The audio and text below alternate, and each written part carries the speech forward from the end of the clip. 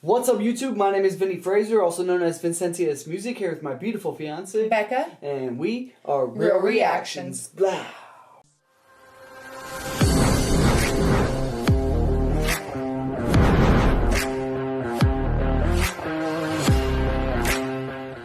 What's up, YouTube? Thanks for coming to our channel today. Real Reactions here, and today we're getting back into some random make stuff. Chapter 5, next on the list. 2 weeks ago, 34,000 views. Don't forget to like and subscribe. Don't forget to like the videos in the description that we are reacting to. And don't forget, if you change your perception, you can change your reality. Yeah. Ren, welcome back, man. I tried to cling on to music in whatever ways I could during the time I was sick. During my time in Brighton, whenever my energy would allow it, I'd get myself out onto the streets and I'd go busking, about once every 3 weeks or so.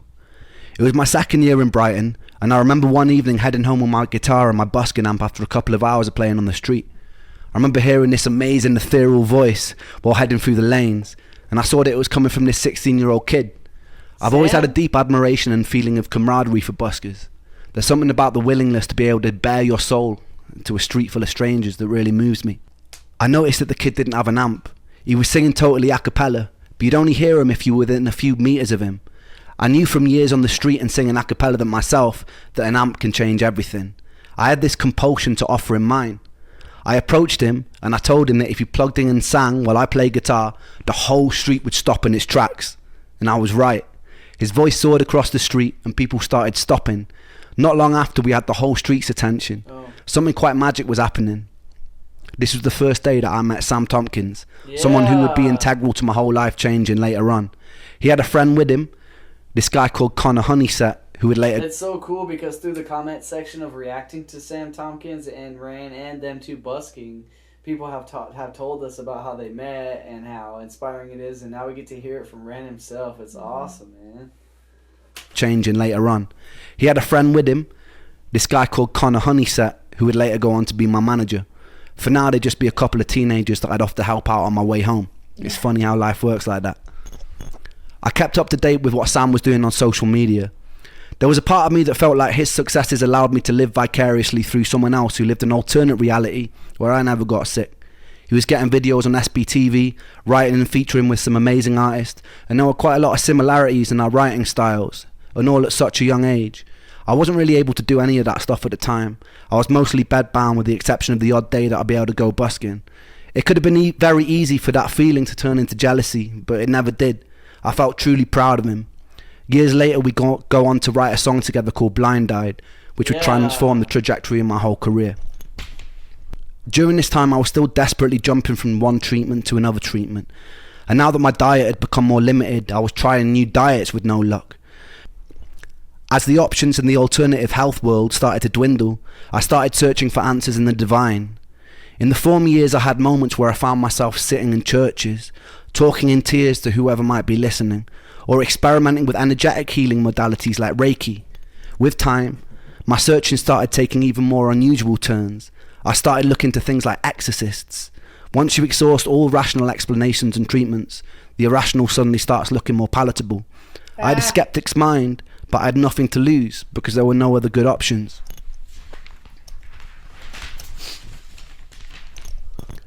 My friend Momoko's mother was from Japan. She aligned herself with a sect of Buddhism called the Nichiren Daishonin. They would chant a repeated phrase over and over again while holding prayer beads. The chant would go, Nam-myoho Renge-kyo, Nam-myoho Renge-kyo, Nam-myoho Renge-kyo, over and over again. Its intention was to align you with your innate Buddhahood, to cleanse you of any bad karma and put you in alignment with your true destiny on earth, to find peace, to find tranquility. Momoko's mum gifted me with my own set of beads, and I began to chant every morning. Eventually I joined a group in Brighton after a serendipitous meeting with an incredibly eccentric, bright colourful suit-wearing piano tuner. He spotted my beads and he grinned at me and he pulled out his own. We'd sit in a small group and we'd chant for hours sometimes. There was something comforting about trusting the course of my life and illness to an incomprehensible power outside of myself. I spoke openly in these meetings that I loved feeling part of something, but that I really struggled saying with certainty that I believed in it. This was the issue I faced with every religion I temporarily aligned myself with looking for answers. Something in me couldn't bring myself to take ancient texts as gospel, all too aware of how man twists so-called spiritual doctrines to suit his own power-hungry pursuits. I wanted divine proof. I sometimes screamed at the sky or the waves and begged for it. I was answered with sickness. If there was a creator, I was angry with it. The irony was that I envied people of faith. I felt like people who truly trusted themselves to a higher power seemed to possess a level of calm and acceptance that I didn't. One of my stranger encounters was going to see a shaman. The shaman, of course, was a middle-aged white woman in a quite nice-looking cottage in Brighton. She told me to lie down, and she proceeded to lean over my body and made noises like coughing up phlegm while speaking an unknown ancient language that seemed to include whistling noises. After about 20 minutes of making distressed groaning noises over my back, she paused in contemplation for a while and proceeded to tell me that I'd been killed by a sword in my past life. She made sucking noises near the supposed stab site on my chest, and then she spat into a bucket. She then placed a little stone into my hand, and she told me that I had to bury it on a high hill in Brighton on the next full moon. The most depressing part of this story is during the next full moon, I did indeed find a big hill, dug a small hole, and I buried the stone in it. Surprising to say, fuck all happened. It was this journey into the spiritual unknown that led me to a very unsettling experience.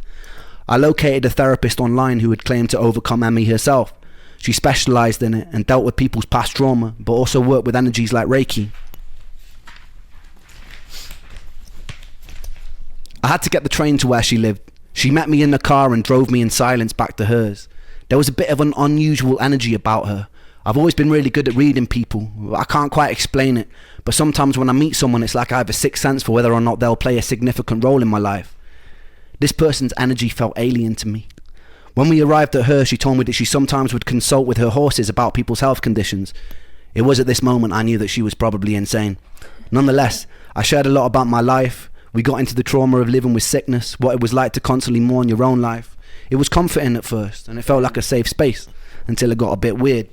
One day she offered me a glass of water before a Reiki session, and during the session I fell into a deep sleep. When I came around, multiple hours had passed, which was peculiar for me. I usually have issues with sleeping and couldn't drift off, particularly not in unfamiliar environments. She assured me it was total normal and to get plenty of water, and I thought nothing of it. Lines started getting somewhat blurry when she'd invite me for meals with her and her husband. I took it as friendliness, but I noticed that she started messaging me outside of clinic hours. One time I agreed to create music for her in exchange for some extra sessions. Not long after, I started getting strange messages in my Facebook inbox. She started telling me how she knew that all my previous songs had been about her, which they hadn't. When I dismissed this, she would sometimes message me saying that she was outside of my house, telling me that our souls were bonded and that bad things would happen to me if we weren't together.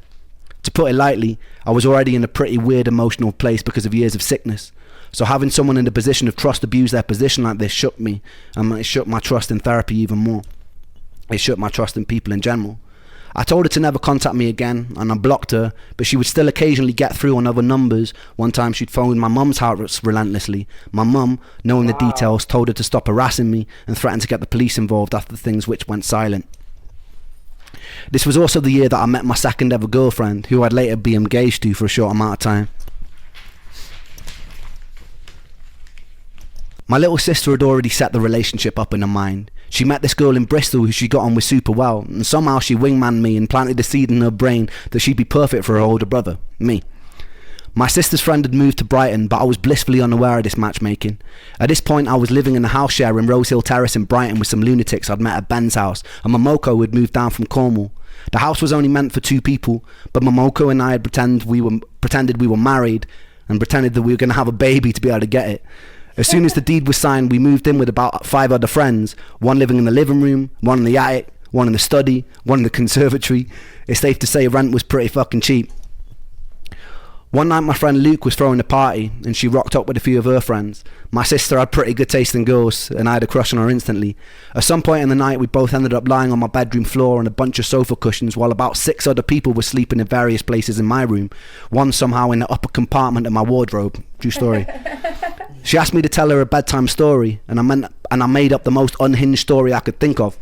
By some sort of miracle she found my madness endearing and we ended up kissing a lot and staring into each other's eyes till we fell asleep. It's strange navigating a relationship when you're sick. I couldn't go out to eat at restaurants because I was allergic to everything. I didn't have the energy to do most normal things that couples do. Some days I'd be so full of brain fog that my personality disappeared, and it was hard to explain that to someone without them thinking that maybe you were just being a bit off with them. I think losing Joe, losing Callum, losing the record deal, losing my last girlfriend, it had all made me wary of getting attached to good things. Quite a lot of my illness made me feel ugly, and it's hard to accept love when you feel ugly. Nonetheless, she did love me, and with time our relationship grew.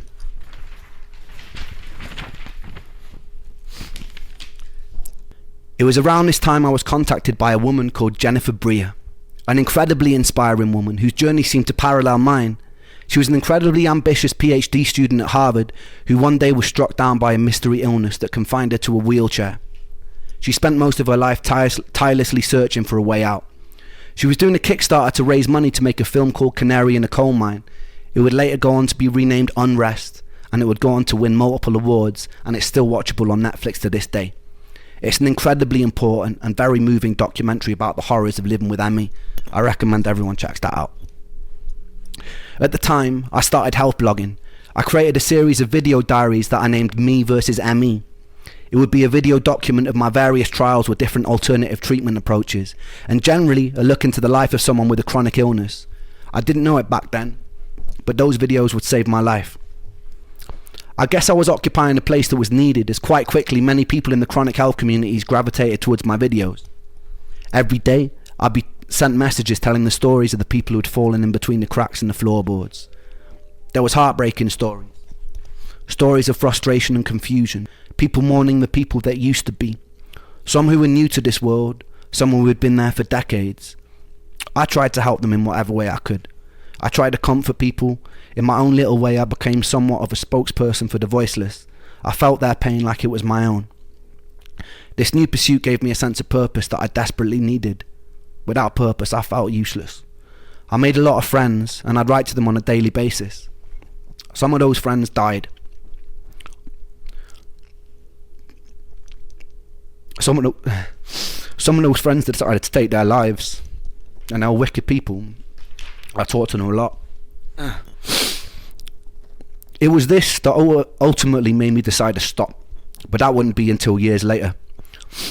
Immersing myself in the horrors of this illness and trying to carry some of the weight for the others while I still wasn't strong enough to carry my own eventually took its toll. Jen Breer had found my videos and she asked me to make a song for her documentary. I was honoured. I wrote a song called Patience. I'll leave you with a video taken at the time to finish off this chapter. Wow. Damn, dude. I'm so I've learned excited. some lessons that will be so valuable for like, so it's a blessing and a curse being this ill because it's completely changed me. Like it's turned me from a little cocky teenager into somebody who's quite this, I guess, prepared for things now. Like I feel like once I've come through this, I'll throw anything at me and it'll be okay. But at the same time, as much as I see it as a blessing, I hate it. I do hate it. I think it was Thomas Edison that was like, I haven't failed, I've just found 1,000 things that don't work. Yeah. Which is kind of nice to look at it that way, like I'm just eliminating things. But it really challenges my mind. And yeah, it's just gotten to the point where I'm spending, let's say, like 95% of my life in a bedroom, which kind of sucks. Because my mind is in such a different place in my body. My mind craves life so much. It's alright, it's okay. I'm feeling brave, gonna face this day. It's okay, it's alright. No tears will kiss my cheeks tonight, and it's all good, and I'm just fine. My words ring out like hollow shells. Just slow down, it takes time, but time moves slow, I know this well. And my heart breaks 1,000 times a day. But for every hope that dies, another one takes its place. Because I have the strength of a mountain, and I I've got the courage of the deep blue sea, and I have the heart of a lion, and the stars burn bright inside of me. And although you test me, my God, I stand so proudly. Can't you see that I have the strength of a mountain, and I'll take all you throw at me? Yeah.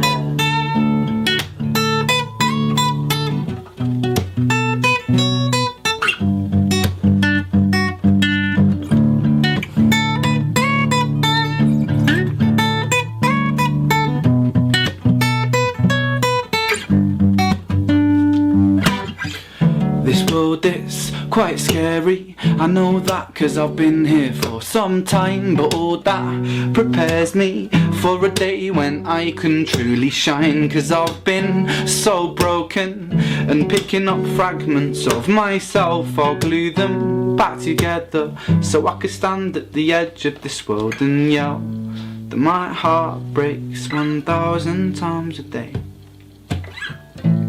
For every hope that dies, another one takes its place. Because I have the strength of a mountain, and I've got the courage of the deep blue sea, and I have the heart of a lion, and the stars burn bright inside of me. And although you test me, my God, I stand so proudly. Can't you see that I have the strength of a mountain, and I'll take all you throw at me?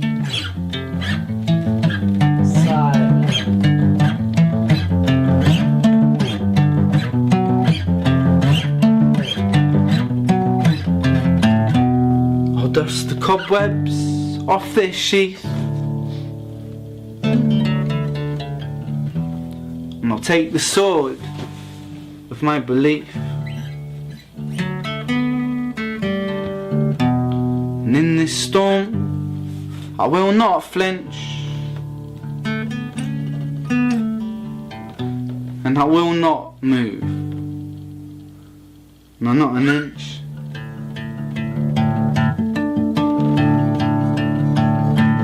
Because I have the strength of a mountain, I've got the courage of the deep blue sea, and I'll have the heart of a lion, and the stars, they burn bright inside of me. But although you test me, my God, I stand so proudly. Can't you see I have the strength of a mountain, and I'll take all you throw at me?